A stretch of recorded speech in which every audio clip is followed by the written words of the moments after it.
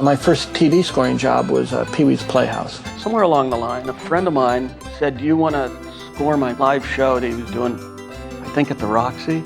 It was Paul Rubin. I was busy with Devo, and then he said, "I got a film, you want to score it?" And I'm like, "I'm on tour all this year with Devo." And so he made a film, Pee Wee Herman, Big Adventure. And then the next year he says, "Well, now I'm doing a TV show." And by that point, Devo had signed this horrible contract where I think the record company was called the Titanic, and us and about 30 other bands all just kind of were like slowly riding it down together, huddled like rats on the end of the bow, watching the owner of the company with a big bag of money like just rowing away from the Titanic by himself.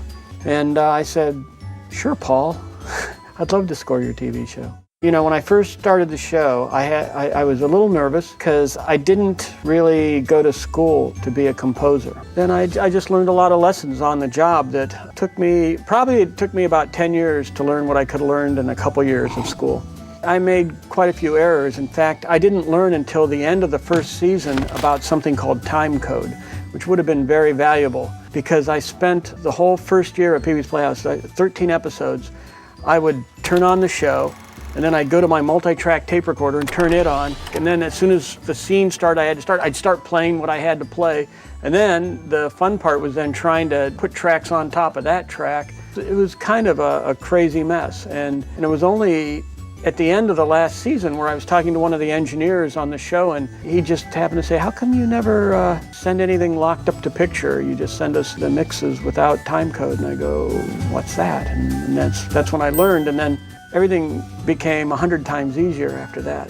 He was in New York at Broadcast Arts, and they'd film something, and on Monday they'd send it to me. Tuesday I'd write the music. Wednesday I'd record it.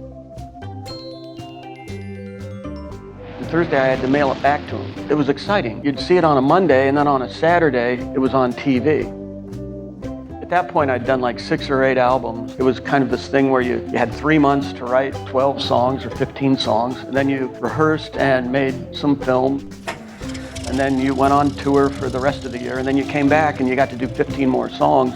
And this, all of a sudden, I was doing the same amount of music in a week as that I got to do in a year. I kind of got really excited about the idea of scoring.